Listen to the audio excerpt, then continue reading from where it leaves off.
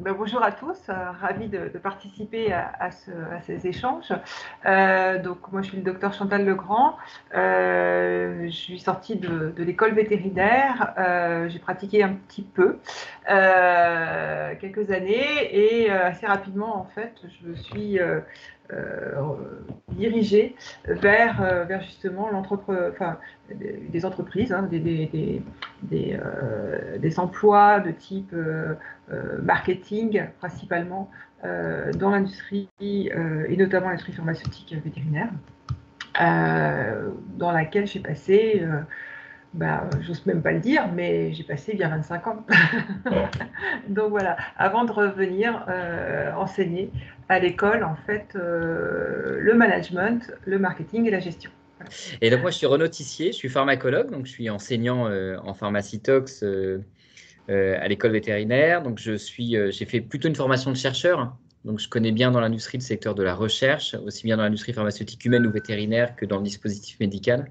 Je connais moins le monde du diagnostic par ailleurs. Donc je pourrais principalement vous éclairer sur les missions R&D ou sur le domaine ou ce qu'on appelle le secteur de l'innovation, l'écosystème de l'innovation. Puisqu'en tant que chercheur, j'ai été amené à fonder principalement une société dont je suis cofondateur et dans laquelle j'ai une activité de consultant avec l'accord de la commission de déontologie, mais on pourra parler, si vous le souhaitez, effectivement de l'écosystème peut-être startup qui est un petit peu différent néanmoins. Voilà.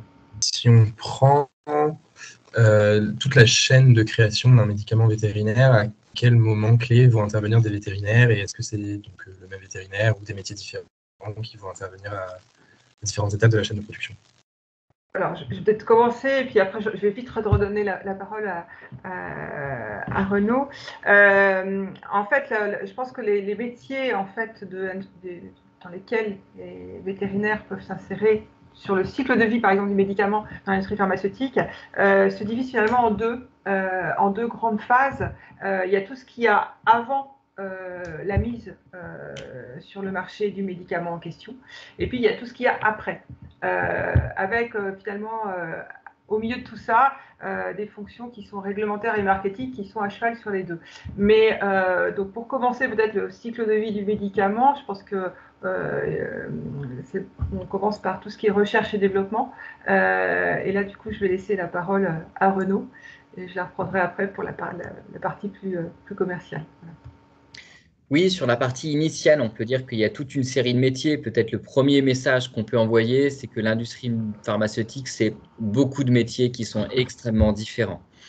Et donc déjà, dans recherche et développement, j'allais commencer par faire des sous-sections parce que c'est probablement pas du tout le même métier d'être sur des aspects de recherche un petit peu fondamentaux. Et il y en a dans l'industrie pharmaceutique, aussi bien humaine que vétérinaire, des gens qui vont travailler entre guillemets à la paillasse, en laboratoire, pour aller chercher des candidats médicaments, les évaluer sur des phases qui sont extrêmement précoces, ce qui nécessite en gros souvent des formations à et par la recherche, et le docteur d'université, un postdoctorat, ce type de choses. Puis ensuite, il y a des aspects qui vont être plus proches du développement, avec des métiers qui sont différents, des gens qui ont des profils de toxicologues, avec des aspects réglementaires importants, des gens qui ont pratiqué et qui vont être plus proches souvent des aspects cliniques pour contribuer et être un petit peu dans tout l'environnement du développement clinique du médicament, avec des sociétés de services qui sont adjointes. Donc, y compris dans ce domaine de la recherche et développement, on a des secteurs relativement différents. Des secteurs très laboratoires, très paillasses, des secteurs plus administratifs et pilotage d'études cliniques, des secteurs plus scientifiques standardisés, comme la galénique, comme la toxicologie, donc un petit peu mixte. Et donc, du coup, y compris là-dedans, des métiers qui peuvent être assez différents. Après, on est en phase de préparer la commercialisation et je repasse la parole à Chantal. Oui, et donc à cheval sur tout ça, c'est qu'une fois effectivement qu'on a déjà découvert une molécule, on a formulé cette molécule, on a vérifié cliniquement qu'elle pouvait effectivement être utilisée de façon sécuritaire, entre guillemets, et puis aussi efficace. Hein, donc là, on a fait des essais cliniques pour ça, notamment à la fin. Là, il y a 2 métiers qui vont arriver, du coup, prendre le relais un petit peu de cette phase de recherche et développement. C'est le réglementaire, d'une part, qui vont en charger de prendre tous ces dossiers et d'obtenir finalement une autorisation de mise sur le marché du médicament auprès de l'agence du médicament, tout bêtement, vétérinaire. Et puis, il y a le marketing qui va lui préparer du coup la mise sur le marché du médicament. Donc, il va mettre en place toute la présentation, toute la communication qui va être faite pour pouvoir commercialiser ce nouveau produit. Donc là, ce sont des métiers, que ce soit réglementaire ou marketing, encore une fois, ce sont des métiers après qui continueront à accompagner, j'ai envie de dire, le médicament pendant toute sa phase de vie, sans aucun problème. Une fois que le médicament est mis sur le marché, donc il n'y a pas que les réglementaires qui s'en occupent, ni que les marketeurs. Il y a aussi un 3e type de métiers qui sont là pour le coup très souvent confiés à des vétérinaires dans l'industrie pharmaceutique vétérinaire. C'est ce qu'on appelle tous les métiers du technique, qui accompagnent en fait tous les utilisateurs, à savoir les vétérinaires sur le terrain, et puis aussi bien sûr les propriétaires d'animaux, les éleveurs, dans leur utilisation du médicament. Donc ces gens-là vont être assez proches finalement de l'utilisation, et dès qu'il va y avoir des questions, des interrogations, des évolutions, ils vont vraiment être sollicités pour accompagner l'utilisation de ces médicaments. Comment est-ce qu'on devient vétérinaire, on en vient à travailler dans l'industrie pharmaceutique quand on est vétérinaire? Qu'est-ce qui peut pousser un étudiant à vouloir s'orienter dans la voie de l'industrie pharmaceutique? Ça, je pense que ce sont des moteurs et des leviers qui soient assez personnels. Après, je peux parler des miens. Je pense que je te passerai peut-être la parole après Renaud, mais personnellement, en fait, moi, ce qui m'intéressait, c'était de travailler dans une entreprise assez structurée, donc qui permettait finalement d'envisager un développement personnel, enfin un développement de carrière, c'est-à-dire que de ne pas faire la même chose pendant 40 ans, mais apprendre de nouvelles choses, être être accompagné, j'ai envie de dire, quelque part, avoir la possibilité de changer de fonction, de passer certaines étapes comme ça, au gré de ma carrière. Et puis, j'avais aussi, personnellement, encore une fois, c'est assez personnel, mais j'étais très attirée par le côté international des choses. Et c'est vrai que l'industrie pharmaceutique permet ce genre de carrière où, en fait, moi, j'ai passé personnellement plus de 10 ans à travailler à l'international. Bon, c'est un peu fatigant parce que ça fait beaucoup de voyages, mais c'est extrêmement riche en termes de connaissances, de connaissances aussi, enfin de développement interculturel. On apprend à travailler avec des gens qui n'ont pas du tout la même formation que soi, la même culture que soi, pas dans la même langue. En général, on communique en anglais, mais chacun avec son anglais, ça donne des choses assez sympathiques. C'est tous ces aspects un peu, d'ouverture et de diversité qui personnellement m'ont embrayé pratiquement dans cette carrière d'industrie pharmaceutique. Moi, je n'ai pas travaillé dans l'industrie pharmaceutique de ce point de vue-là, même si j'ai fondé une société, parce que j'ai fait le choix de partir vers la recherche. Et c'est au travers de la recherche que j'ai beaucoup collaboré avec l'industrie. Ce que je peux par contre partager, c'est l'expérience d'un certain nombre de vétérinaires qui sont passés dans mon laboratoire et qui sont rentrés pour la recherche, parfois pour faire une recherche dans le secteur privé, pour les raisons que Madame Legrand a expliquées, de se dire j'ai envie de faire de la recherche, mais j'ai envie d'être orienté sur un sujet un petit peu différent, plutôt dans le secteur privé. Donc ça peut être un spectre. Et donc, l'intuition que j'ai, c'est qu'on a deux cas de figure un petit peu différents. Des gens qui ont déjà un projet professionnel ou une idée au départ, ils veulent faire de la recherche, ou ils veulent faire tout de suite après les études, ils font un double parcours avec l'ESSEC, ou ils veulent faire de la toxicologie. Et ils vont rejoindre l'industrie comme quelque chose de naturel par rapport à une formation complémentaire qui était souhaitée au départ, à la recherche, à la toxicologie, ou etc., etc. Et aussi un autre profil qui va rejoindre l'industrie pharmaceutique après une expérience professionnelle, souvent assez courte, de quelques années, et où là, il n'y a pas forcément, voilà, on ne rencontre pas forcément sur sa pratique libérale les satisfactions qu'on imaginait rencontrer. On se dit qu'on a une usure professionnelle qui suit assez rapidement, et là, finalement, la possibilité de rejoindre l'industrie, un petit peu dans un second temps, et pas forcément immédiatement, et voilà, avec une expérience clinique qui est très appréciée dans l'industrie. Hein. Donc, c'est juste deux profils très différents. Donc, il n'y a probablement pas un élément unique. Et je pense que dans votre question, c'est y a-t-il une formation pour rejoindre l'industrie? Il n'y en a pas qu'une parce qu'il y a des dizaines de métiers. Donc, il n'y a pas un master ou un diplôme qui est l'industrie. Voilà, si vous voulez faire du marketing, ça ne va pas être la même chose que pour faire de la toxicologie ou pour être responsable technique. Donc, c'est tout simplement des métiers. Il y a aussi des missions dans lesquelles on peut très bien rentrer dans l'industrie avec simplement, entre guillemets, son diplôme de vétérinaire et y faire tout simplement sa carrière, reprendre ses études ou pas, et ça se passe très bien. Donc, il y a pas, malheureusement, c'est un écosystème complexe et il n'y a pas une formation unique. Enfin, malheureusement, plutôt heureusement, parce que c'est ce Oui, qui en j'ai fait envie la de dire. richesse. Ouais, c'est ça. Exactement. Plutôt heureusement, mais du coup, il n'y a pas une réponse simple à cette question. Voilà. Je crois. Hein. Je suis d'accord. Là, moi, je vous ai partagé en fait les raisons pour lesquelles moi je suis partie dans l'industrie pharmaceutique. Bon, il y a quelques années. Je pense sincèrement que maintenant les choses ont un petit peu changé en termes du part générationnel et aussi dans la façon dont on vit sa carrière. Il me semble que peu de gens maintenant, enfin peu d'étudiants qui sortent des études vont avoir une carrière linéaire. Il me semble que la plupart du temps, voilà, il va y avoir des mouvements, des changements.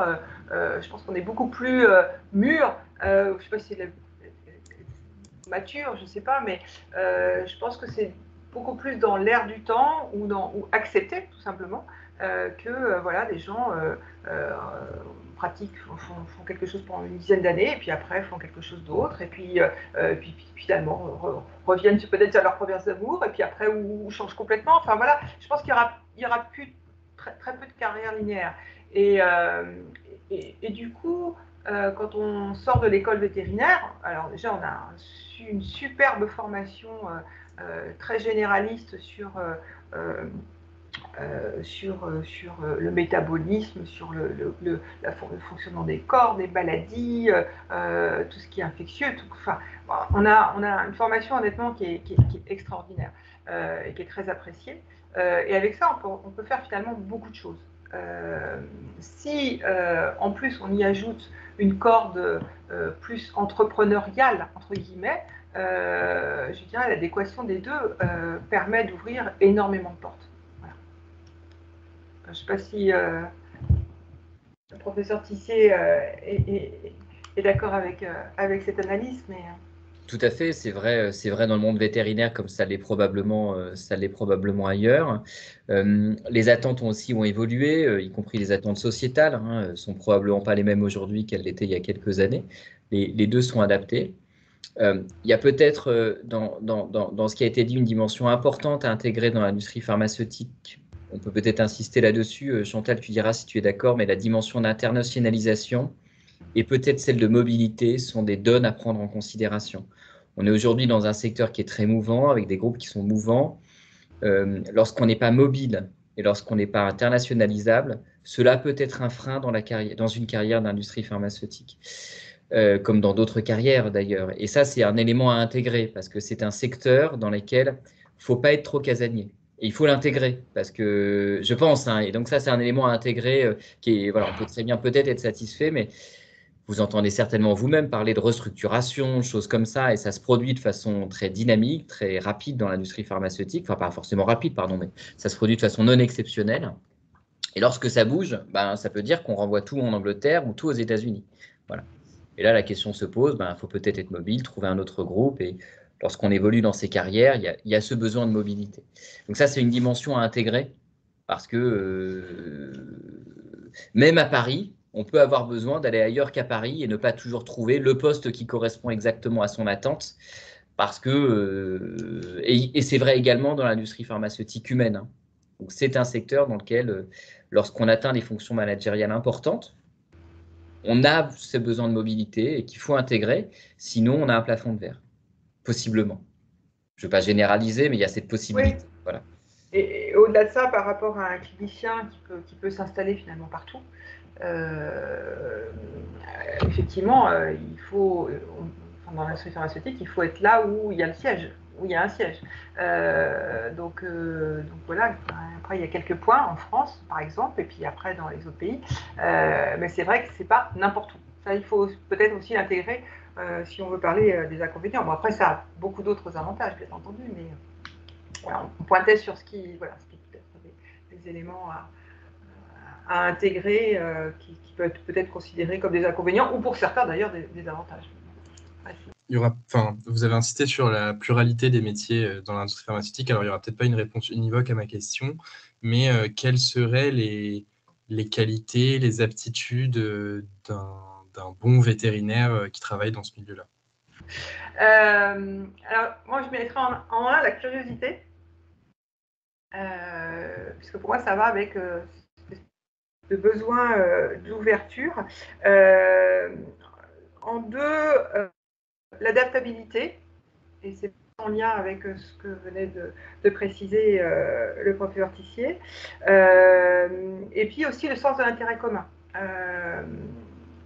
Je pense que ça, c'est assez important. On travaille dans des grands groupes, ou même des sociétés, mais même à petite taille, de toute façon, il y a un certain moment où il faut, voilà, il y a un intérêt commun, on a pris une décision, l'entreprise va dans cette direction-là, et donc il faut suivre et il faut s'adapter, aller dans cette direction-là avec tout le monde. Et là, peut-être, parce que je pense qu'il y a une espèce de versus vétérinaire clinicien, le clinicien, il est maître de ses décisions. Il a l'animal en face de lui, c'est sa responsabilité, et quelque part, c'est à lui de les assumer, mais à lui seul. Quand on est entreprise, cette dimension-là est différente. Elle est encore une fois en fonction de la stratégie de l'entreprise, et donc du coup, des fois, on fait des choses qui nous paraissent pas forcément, qu'on aurait peut-être fait différemment, on va dire ça comme ça. Donc cette espèce de sens de l'intérêt commun, à mon avis, est important. Oui, et ça va souvent, c'est une tarte à la crème, hein, dans le monde de l'entreprise, mais donc je vais le dire quand même, il y a évidemment un moment donné où cet intérêt commun, il se défend dans un travail collectif. Donc c'est évidemment quelque chose qui est éminemment un travail d'équipe, qui existe également dans les cliniques vétérinaires, mais pas dans la même dimension. Parce qu'en gros, la plupart des travaux qu'on a dans un secteur industriel, mais dans la plupart des secteurs professionnels, le secteur libéral est un secteur à part, et dans la plupart des autres secteurs, l'action professionnelle de chacun dépend en partie de celle des autres. Et donc, de toute façon, on a besoin de jouer collectif parce qu'on ne conduit pas seul son action. Les professions libérales ont cette particularité, cette singularité de s'inscrire sur des temporalités qui ne sont pas exactement les mêmes. Lorsqu'on soigne un animal, vous pouvez avoir une satisfaction ou une déception, mais en tout cas quelque chose dont l'issue est très rapide. Voilà. Les résultats de vos actions peuvent être très rapides, en tout cas lorsqu'on soigne au moins un animal. Bien sûr, la clinique a une stratégie long terme, mais en tout cas les dynamiques de stratégie long terme sont des choses différentes. Dans les autres secteurs d'activité, on s'inscrit sur du temps long et on s'inscrit dans des équipes. Ce qui nécessite, comme il vient d'être dit, du coup d'avoir une notion d'intérêt commun, parce qu'il y a des moments où on est d'accord, on n'est pas d'accord, mais il y a ce qu'on appelle être corporate, c'est-à-dire à un moment donné, défendre l'intérêt d'un groupe, parce qu'il ne faut pas imaginer tout ce qu'on raconte, les groupes, ils ne pensent pas forcément qu'à faire de l'argent, il y a des valeurs d'entreprise, ça existe vraiment. Et donc la question, c'est d'y adhérer, de les véhiculer et de les développer. Et donc chaque entreprise a des valeurs qui sont différentes, des modalités managériales, etc. Et ça, C'est quelque chose de très différent, qui est beaucoup moins individualiste au sens non négatif que ce que peut être une profession libérale. Donc on peut l'adorer et pour les mêmes raisons, ça peut ne pas du tout convenir parce que ça peut être interprété comme un manque de liberté. Ou au contraire, une liberté accrue, mais c'est juste pas les mêmes profils. Ouais, c'est pas juste les mêmes éléments. Merci beaucoup. Et j'ai une dernière question, après on passera éventuellement aux questions des gens qui sont avec nous. Est-ce que, si vous pouvez, bien entendu, vous pourriez caractériser l'industrie pharmaceutique vétérinaire par rapport à l'industrie pharmaceutique en humaine? Est-ce qu'il y a des différences majeures dans la façon dont ça se déroule, dans la façon dont elle évolue? J'en sais rien.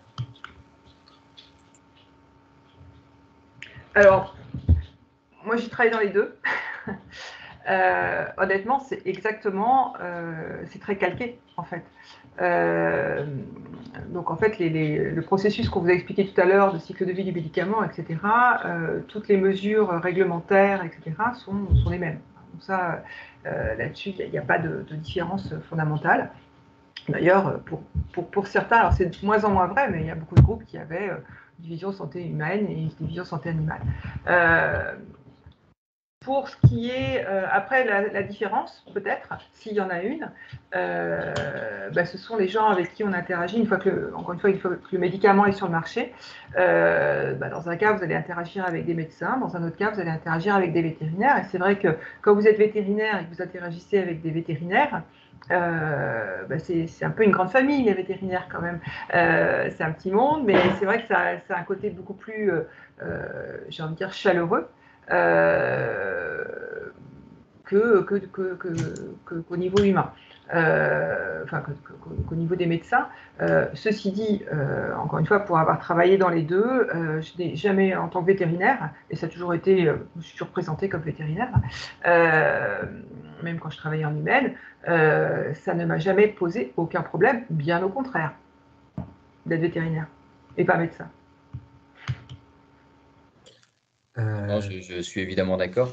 On peut ajouter à cela que, alors il y a un effet de masse, hein, l'industrie pharmaceutique vétérinaire est évidemment plus petite à l'échelle mondiale, ça doit être 5% si je ne dis pas de bêtises ou quelque chose comme ça, mais avec une surreprésentation en France. C'est-à-dire qu'on a la chance en France d'avoir une industrie vétérinaire excessivement développée qui, en termes de part de marché par rapport à l'industrie pharmaceutique vétérinaire mondiale, est beaucoup plus importante que l'équivalent de l'industrie pharmaceutique française par rapport à l'industrie pharmaceutique mondiale. Donc, entre guillemets, c'est un des secteurs industriels bien développés en France par rapport à d'autres secteurs. Après, je suis parfaitement d'accord. Il y a certains groupes, et c'est des valeurs d'entreprise qui vont être très pro-médecins et dans lesquels peut-être effectivement que pour accepter au top management, ça peut être compliqué. Et puis d'autres non. Le président d'AstraZeneca est un asporien. Donc, voilà. Et le président de Pfizer? Oui, bien sûr. Donc, mais j'ai des exemples de groupes. Moi, j'ai connu en tout cas des vétérinaires qui, dans certains groupes, effectivement, ont changé parce que dans certains groupes, y compris français traditionnalistes, c'était quelque chose qui pouvait représenter à un certain degré de la carrière. Mais franchement, enfin, les pharmaciens vivent la même chose. C'est vraiment juste des histoires, pour le coup, de valeur d'entreprise. C'est ce qu'on disait. C'est les moments où ça colle plus, il faut aller ailleurs. Puis il y a des endroits où ce ne sera pas le cas. Voilà. Donc pour la petite histoire, je connais bien puisque c'était mon patron. Donc le président de Pfizer, qui passe maintenant quasiment toutes les semaines à la télévision, qui s'appelle Albert Bourla, est un vétérinaire grec et qui a commencé sa carrière chez Pfizer, santé animale à l'époque, comme technicien. Il a eu un PhD en reproduction, donc il a commencé sa carrière dans la recherche. Il est rentré à la technique pour soutenir finalement les vétérinaires grecs chez Pfizer, et il a fait toute sa carrière, alors d'abord en santé animale et puis il est passé en santé humaine il y a maintenant même pas une petite dizaine d'années, et il est devenu CEO de Pfizer Monde. Voilà. Comme quoi, vous voyez, les carrières, elles sont mixtes, enfin je veux dire, elles peuvent très bien être mixtes sans aucun problème. Bon, eh bien merci à vous en tout cas alors. Merci beaucoup.